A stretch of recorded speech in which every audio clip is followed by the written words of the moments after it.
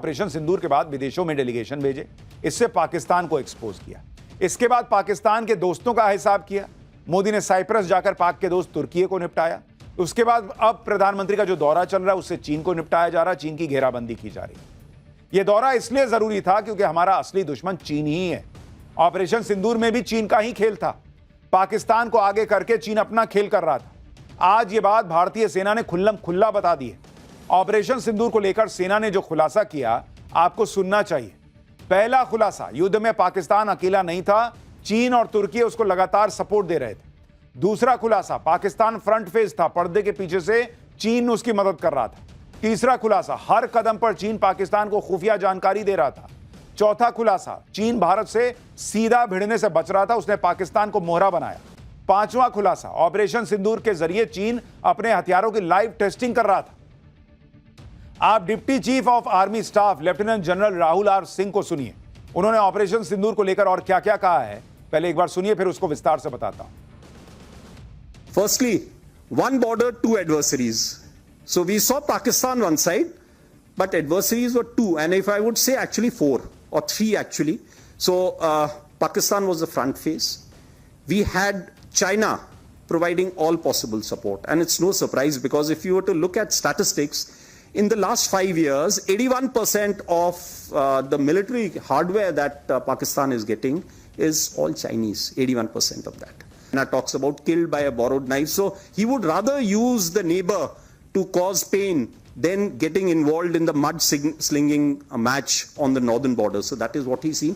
And another thing that China perhaps has seen is that he's able to test his weapons against, say, various other weapon systems that are there.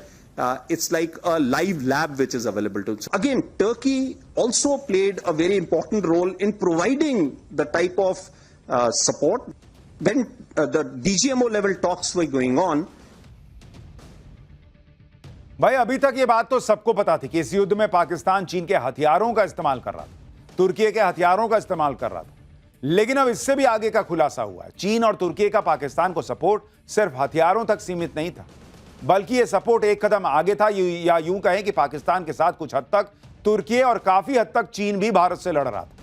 यानी भारत ने operation सिंदूर में सिर्फ पाकिस्तान को नहीं ठोका, बल्कि छिपते छिपाते पाकिस्तान को सपोर्ट करने वाले चीन और तुर्की को भी इस युद्ध में धूल चटा दी। Deputy chief of army staff lieutenant general Rahul R Singh ने बताया कि पाकिस्तान को चीन से लाइव इनपुट मिल रहे थे। सुनिए एक बार। When the DGMO level talks were going on, Pakistan actually was mentioning that we know that your such and such important sort of vector is primed and it is ready for action. I would request you to perhaps, pull it back. So he was getting live inputs as far as from China. So that is one place we really need to move fast. भाई China के सैकड़ों जो हैं वो satellite हैं, और वहां से वो जो है ना वो एक एक चीज देख के पाकिस्तान को बता रहा था, और पाकिस्तान कह रहा था कि देखिए हमको पता है आप हमको इससे मारने वाले हैं, हमको मारने वाले हैं, ऐसा मत कीजिए, हम ऑलरेडी मरे हुए हैं। चीन लाइव अपडेट दे रहा था।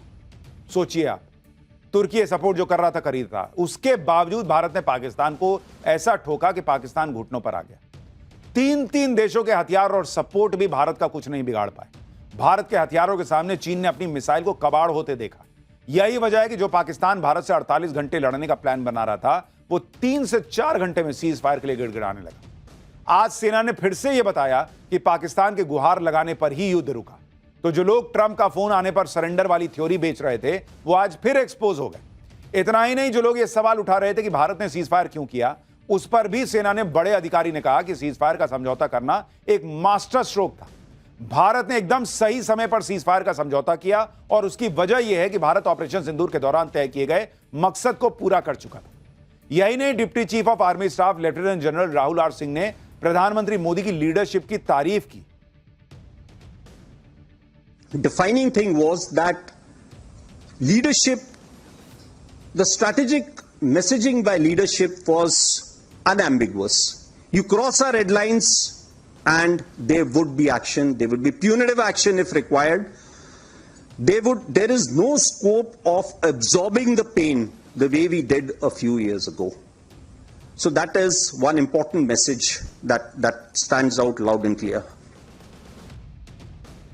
Deputy chief of army staff ने जो खुलासा किया उसके बाद तो ऑपरेशन सिंदूर में सीजफायर को लेकर कोई कंफ्यूजन रहना भी नहीं चाहिए। खुद सेना ने बता दिया कि पाकिस्तान ने रिक्वेस्ट की थी, लेकिन नरेंद्र सरेंडर वाली कांग्रेस ने सेना की इस बात को इग्नोर कर दिया और यह बात पकड़ ली कि चीन और पाकिस्तान की भयंकर जुगलबंदी है। कांग्रेस ने संसद में चीन पाकिस्तान के मुद्दे पर चर्चा की मांग की है। सुनिए कांग्रेस नेता जयराम रमेश को। ये साबित हो गया है कि हम पाकिस्तान वायुसेना से जंग नहीं था, ये चीन के साथ था और चीन और पाकिस्तान, चीन ने तो पूरा कब्जा कर लिया है पाकिस्तानी वायुसेना पर। तो इसीलिए हम भारतीय राष्ट्रीय कांग्रेस, इंडियन नेशनल कांग्रेस बार बार ये मांग कर रही है कि इस पर पार्लियामेंट पर चर्चा होनी चाहिए। 5 साल से हम मांग कर रहे हैं। भाई इसमें तो तारीफ होनी चाहिए। आप कह रहे हैं चीन ने पाकिस्तान पे कब्जा किया हुआ है और पाकिस्तान को आप ठोक रहे हैं, इसका मतलब चीन को मार रहे हैं। और दूसरी तरफ राहुल गांधी कहते हैं कि नरेंद्र मोदी के मुंह से चीन नहीं निकलता। तो अगर चीन नहीं निकलता तो चीन को मारे कैसे? सबको पता, भाई भारत को पता था ना कि चीन सपोर्ट कर रहा है, उसके बाद बावजूद भारत मार रहा था ना। उसको पता था ना भारत को कि मार रहा हूं पाकिस्तान को, लेकिन लगेगा चीन को, तो मार रहा था ना। तो फिर क्या ये बात कहना कि भाई नरेंद्र मोदी के मुंह से चीन नहीं निकलता? अरे मुंह से क्या चीन निकालना, जब चीन के मुंह से जो है बाप बाप होते हुए सुन रहे हैं आप। कांग्रेस हर बात का क्रेडिट राहुल गांधी को देने के लाइन में लग जाती है।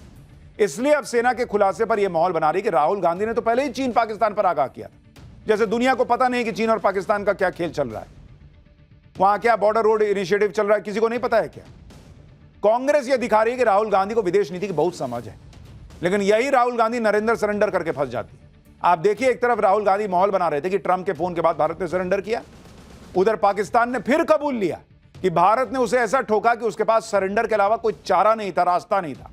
पाकिस्तान के प्रधानमंत्री शहबाज शरीफ के सलाहकार राणा सनाउल्लाह ने कबूल किया है टीवी पर कि ऑपरेशन सिंदूर के दौरान जब भारत की ब्रह्मोस मिसाइल ने रावलपिंडी के नूर खान एयरबेस पर हमला किया तो उनकी सेनाओं को मात्र 30 से 45 सेकंड सोचने का समय मिला कि भाई कहीं ये न्यूक्लियर वेपन लेके तो भारत ने नहीं ठोक दिया है, और इतने में ब्रह्मोस ने अपना काम कर दिया।